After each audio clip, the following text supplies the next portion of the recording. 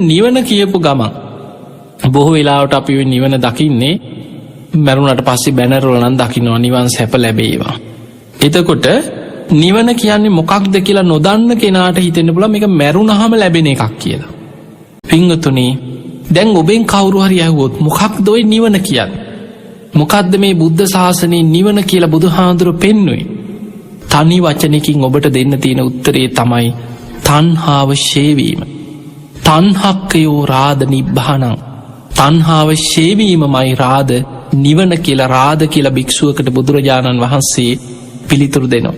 එතකොට කවුරු හරි අහනවා නම් මොකක්ද මේ නිවන කියන්නේ තණ්හාව ෂේ වීම. තණ්හාව දුරු කිරීම. එතකොට තණ්හාව දුරු වෙන්නේ මැරුණට පස්සේ නෙමෙයි. ජීවත් වෙලා ඉන්නකොටමයි මේ තණ්හාව දුරු කරගන්න තියෙන්නේ. කුමක් ගැන හටගන්න තණ්හාව? යමක් ගැනද ඇලීම ඇති වුණේ?